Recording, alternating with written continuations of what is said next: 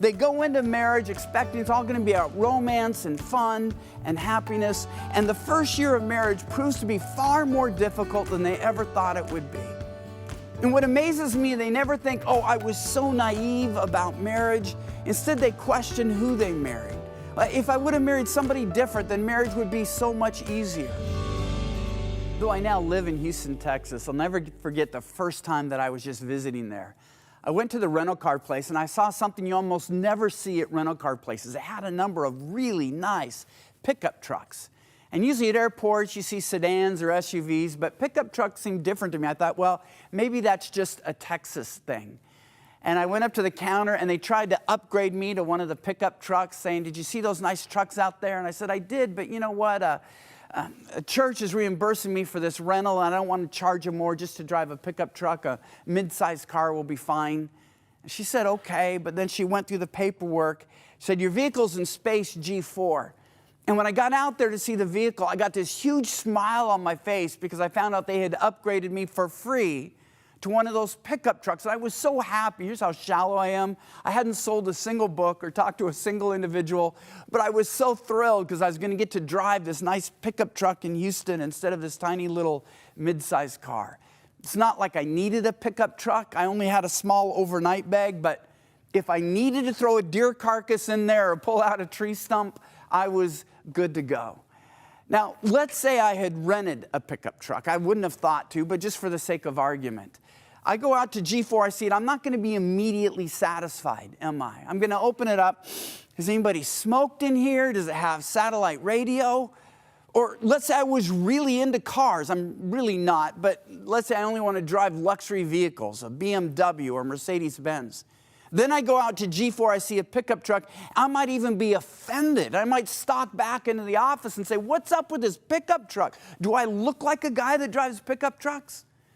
The point of the story is this: the exact same vehicle elicits three entirely different reactions based solely on what? Expectations. And that's what happens often, I believe, with what I call shell-shocked newlyweds. They go into marriage expecting it's all going to be about romance and fun and happiness, and the first year of marriage proves to be far more difficult than they ever thought it would be. And what amazes me, they never think, oh, I was so naive about marriage. Instead, they question who they married. If I would have married somebody different, then marriage would be so much easier. And I'll quote to them James 3:2 about how we all stumble in many ways and say, no, if you had married someone else, you'd be stumbling in different ways, but you would still be stumbling. The reason I stress expectations is your expectations of what you think marriage should be has a direct connection with your satisfaction with marriage now, whether it's living up to those expectations or not. And when I got married at 22, I had no idea what marriage would be like 30 years later because I had no idea what life would be like. And as you get older, you get a new feeling for the issues that marriage offers.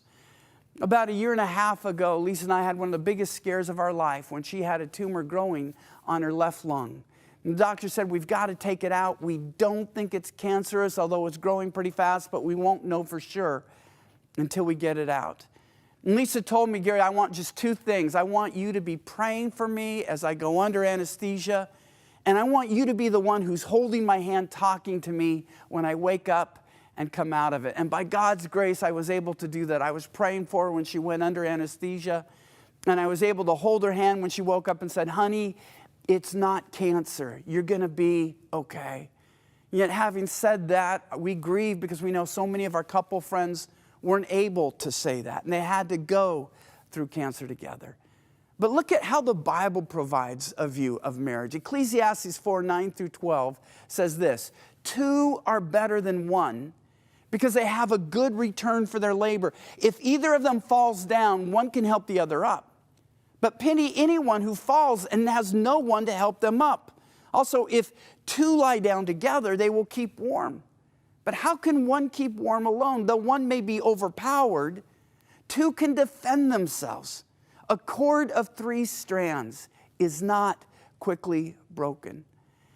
Companionship, preparing for the difficulties of life. What I believe Ecclesiastes is getting at is this: life isn't easy, but a shared life is easier. We have no reason reading the Bible to expect that life is going to be easy, but the glory that God offers to us is that a shared life can be easier. That's the expectations that we should bring into marriage.